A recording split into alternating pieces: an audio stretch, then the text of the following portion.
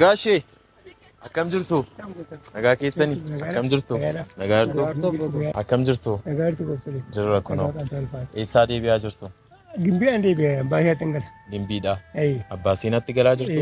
Nyaana qabu shaabii gosa lama. Maaliif dhuftaniitu gimbii? Ammoo nan gadadda. Kophaa keessanidha kan isin jiraattan. Mukaatiin hoggantuu gara qallabaa nyaata mana duudaa biraa duutu. Gara tokko boodee kun qallabaa jira. Akkasii. Kophaa gala.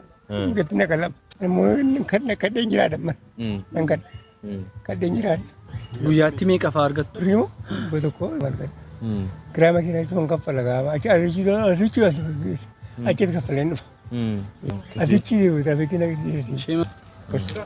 Misalnya tanya itu, misalnya tanya itu, belakang. Nyan. Cari. Wah, saya malu gimana? Hantu tidak nunggu boga. Gara abbaa seenaa dhuftanii? Iya. Ani cuma hantu geser, traafikiin geser. Ammatu traafikiin konkolaataa dhaabee isin gaggeessu ta'eeti? Ambuloo kawan kan dembuloo kawan. Mana angkat dembuloo kawan nama kau bahasa lama betul. Kau bahasa kau beri dam. Kubbanta hojii birii deemaa qulqulluu qoonqoo dhagaa taa'e kanaaf irra kadhate. Nyaata mucaama keessantu isin hojjeta? Shammatu kan waan kadhe kadheetti argatan. Nuun garii atis namaa jedhamna. Namootuma akkas humna hin qabne deemnee wanta dandeenyuun gargaara. Shirra namaa gooftaa gosa. 5,000dha. Namooti biyya alaaf biyya keessa jiranii namoota akkasii akka gargaaruuf maallaqa nutti ergu. Akkasiin eebbistaan barbaannaa eebba keessan duwwaa. Gooftaa jiraadhaa rakkina oolaa makiina of kolaa jiraadhaa yesuus argatu. Kolfaan bulee gammadu. Kan abjuu kolfaan bulee gammadaan bulee. Gammadaa itu baik. Ala gammadu maali abbaan koo basariin goolaa kennaa kan. Ammoo maayetta maqaa kisan. Atis nama jedhamna. Atis nama. Ishee maali nama ta'a ka. Kana kolfaan bulee.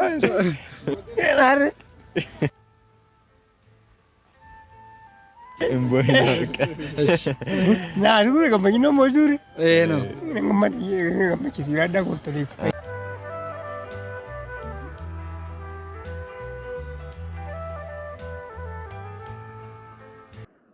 Ashama harka fuudhee akkam jirtan hordoftoota chaanala kootii kan taatan marti keessanuu nagaan rabbii lafaaf iddoo jirtanitti isiniif haa baay'attu akkam turtan akkam isaa kana keessan. Ana obboleettiin keessan nagaa guuturraa faa qaba nageenya na bukkee turre isin birallee haa jiraatu isiniin jecha namoonni chaanala kanaaf haaraa taatan subscribe like gochuudhaan maatii kootti dabalama kan maatii koo turtan immoo hanga yoona yaadawwan garaagaraatiin na deeggaraa turtan galatoomaa galata guddaa na biraa qabdan hammallee deeggarsi keessan akkuma itti fufeettaa ta'u.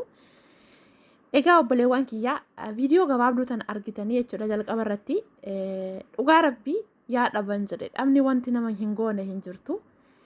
Abbaa keenya kana laalee hedduu takka jechuudha. Maaliif jennaani akka kanatti kan mangadarra deemanii tooniyyuu jechuudha hamma kana lafa hamma kana dheeratu deemanii akkasittiin hojjetatanii galuu danda'an yookaas kadhataniitis galuu danda'an sun taane bakka taa'anitti kan namni isaan gargaaru kan namni waa hunda isaaniif laatu ture jechuudha. Garuu mootu dhabni waa hedduu nama gooti. Wanti dhabni nama hin goone hin jiru. Obboleewwan keenya kana jechuudha dhugaan isin hin jira. Peejii isaanii asirratti isiniif dhooba. Hojii isaanii hojjetaa jiran hojii nama boonsuu akkasumas immoo hedduu takka itti gammade yeroo baay'ee deddeebi'ee ni ilaalallee akkasumallee sheerii taasisa jechuudha. Wanta isaan gara miidiyaa kanatti fidanii waan baay'ee namatti tolu waan baay'ee jechuudha. Maaliif dhugaan isin jedha wanti kana caala nama gammachiisu hin jiru jechuudha. Namni hammam ta'eeyyuu jechuudha. Dachee kanarra ilmi namaa hundumti keenya iyyuu jechuudha. Akka yaada keenyatti osoo hin taane akka fedha keenyatti osoo hin taane akka fedha rabbiitti jiraanna waan ta'eef guyyaa asirraa dabarru hin beeknu. Ammootummoo sana keessatti waan gaarii waan boruuf mana keenya galgalaatii fi galaa nuuf ta'u hojjechuun baay'ee namatti tola. Lakkoofsi bilbila isaaniillee waluma faana maxxanfamee peejii isaanii kana jira. Namoonni gargaaruu barbaadan jechuudha. Namoota akkasii jechuudha. Baay'ateef miti namni nama gargaaruun waa baay'ee namaaf ooltanii osoo hin taane baay'ee dirqama waa baay'ee namaaf kennitanii osoo hin taane waanuma xiqqishuurraa maaliif farankaa shan hin taane namni kun hamma jechuudha nama hamma kana gahu dhugaan isin hin jedha birrii hamma isaan kennaniif kanarratti birriin tuni birrii xiqqoodha garuu dhugaan isin hin jedha gammachuu fuula isaatirraa yookaan miira akkamiititu isatti akka dhaga'ame gammachuu fuula isaatirraa iyyuu hin ibsaa jechuudha hedduu takka kolfaan bula wogguu isaan jedhan jechuudha dhugaa rabbii baay'ee tokko jechuudha garaa nama madeessa hedduu takka isinitti illee dhaga'ama jechuudha maaliif jennaani ani akka gama kootti maaliif akka ta'e hin beeku yeroo baay'ee osoo namni jabaan rakkachuu baate osoo namni jabaan namni umuriidhaan deeme namni akka isaanii kuni ija namaa dura dhaabbachuu baate akkasumas immootu jechuudha umurii isaanii kanaanii ija namaa dura dhaabbatanii kadhachuu baatanii nan jedha kuni hawwii kooti jechuudha ammootu namni kamiyyuu namni dachee tanarra jirtu namni rakkanne hin jiru namni bu'aa bayii hedduu hin dabarsine namni hin fatta namni hin jiru ilmi namaa qorameeti dachee kanarraa kan darbu jechuudha. Kanaaf dhugaan isin hin jedha zim jennee maallaqa wantoota adda addaatti baasan akkasumas immootu jechuudha nama kennamuudhaaf qabu akkasumas akkasuma namni maallaqni kennamuufi qabus amma ta'e tokko immootu namni gargaarsi isaan hin barbaachine tokko amma birrii buusaa oollu nama akkasii nama rakkataa nama waan nyaatu dhabee nama ganama qursii nyaatee oolee ittiin bulu osoo jiranu namoota zim jedhaniituma jira ijoollee baay'een keessattuu miidiyaa kanarratti jechuudha iddoo namni itti gargaaramuu qabu dhiisaniis iddoo warra dabalataaf yookaan isaan irraa hafee dabalataa fi maallaqa kadhatantu jira isaaniif gisee maallaqa buusan jechuudha baay'ee tokko namallee aarsaa baay'eellee namatti dhagama jechuudha maaliif jennaan nama akkana kana gargaarreen jechuudha warroota akkasitti dhugaadhaan deemanii nama rakkataa laalanii osoo amantaadhaan osoo mootoyyuu akkasuma gandaan hin qoodin nama kamiyyuu gargaaran jechuudha namoota akkasii jajjabeessuun illee akkasumas immoo amantummaadhaan illee nama biraanii yookaas immoo rakkataa akka isaanii kanaaf kennaa jedhanii yoo maallaqa itti kennanii namoonni akkasiisuni dhugaadhaan biraan namaaf ga'u jechuudha. Kanaaf ijoolleen kun gisee baay'ee deddeebi'ee ilaalaa jechuudha. Wanti isaan hojjetan hedduu namatti tola. Ammallee jabaatanii akkuma kanatti itti fufanii jechuudha. Maaliif keessattuyyuu naannawaa Oromiyaa keessa deemanitti kan isaan ijoollee gargaaraa akkasumas immoo namoota akkasii gargaaraa jiran jechuudha. Kanaaf namni akka keessatti kana keessa waan akkasii keessatti harka galfate jechuudha. Dhugaan isin hin jedha akka waan hedduu tokko hojjettanii itti ilaala. Maaliif jennaani baay'ateef miti waanuma xiqqoo fiddanii gaafa isaan itti keessanii imimmaan nama tokkoo gaafa qorsu keessi keessan aara galfata. Akkasumas immoo gammachuu hagana hin jedhamneetu isinitti dhaga'ama jechuudha. Namni sun argatee ka'ee namni akka kanatti beela'ee tooniyyuu dhoobotee boo'u kuni gaafa misaa guyyaa tokko akkasuma immoo qursii ganama tokko gaafa argatanii sababii keessa sanaanii beela isaan ba'anii hedduu takka isinitti tolallee isinillee gammachiisa jechuudha. Baay'ee waan nama gammachiisudha.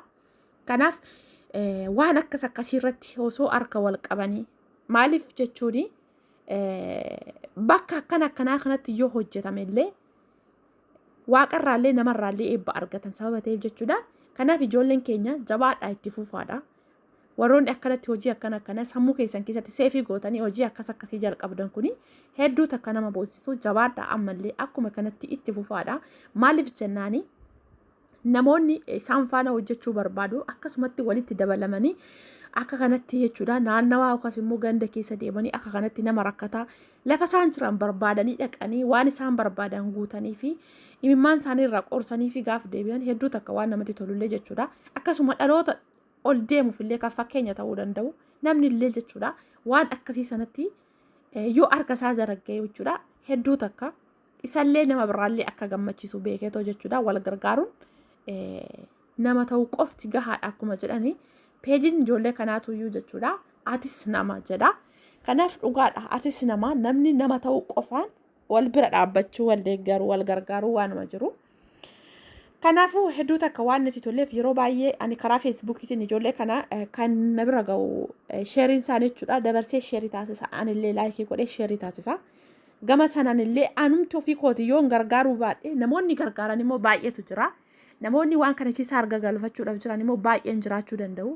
Namni 2-3 akkasumatti dabarsee gaafa sheerii godhee kan qabu mootu gargaaree kan dhabe immoo laayikii godheetiin sheerii godhee namoota biraa yoo ga'e namoonni biraa immoo jara kana gargaaruu danda'u. Akkasumas imimmaan nama tokko qorsuu danda'u. Qoonqoo nama tokko misaasaa ta'u qursii oolchuu danda'a jechuudha. Kanaaf hojii isaanii namni hojiin ijoolleen kun hojjetu isin boonse hojii isaanii kun waa gaariidha waa bareedaa hojjetaa jiran jettanii itti amantan laayikii godhaa sheerii godhaa akkasumas immoo peejii isaanii argachuu barbaadan taanaan peejii isaanii asirratti isiniif dhoobaa karaa feesbuukii yeroo baay'ee kan sheerii isaanii na bira ga'u akkuma jalqaba isiniif ibse egaa obboleewwan kiyyaa bakka akkanaatitti yoo waan akkasii irratti hojjetan illee jechuudha dhugaan isiniin jedha maaliif jennaanii namoota baay'eedha fakkeenya ta'a namoota baay'eetti kaka'umsa uuma namoonni baay'een illee anillee osoon waan akkasaa kana hojjedhe maaliif jennaan osoon abaluu walii walitti dhufee osoon isaan waliin illee hojii akkanaa kana jalqabe waan jedhu keessa isaatiitti kaka'umsa uuma jechuudha baay'ee waan nama boonsudha jabaadha waaqayyo eessumattuu jechuudha haadholii abbootii keenya hin rakkisinii wanti amma kana caalaan mootuyyuu garaa nama madeessu hin jiru baay'ee tokko garaa nama madeessan jechuudha abbaan keenya kun laalee ka'ee jechuudhaani birrii hamma kana jechuudha birriin tuni tarii nama lama nama sadiirraa walitti dhufee isaan bira ga'e nama sanaaf amma xiqqaadha garuu isaanitti waan isaan umurii isaanii guututti jechuudha harkatti qabatanii hin beekne itti fakkaatee akka kanatti gammachuu guddaan itti dhaga'ame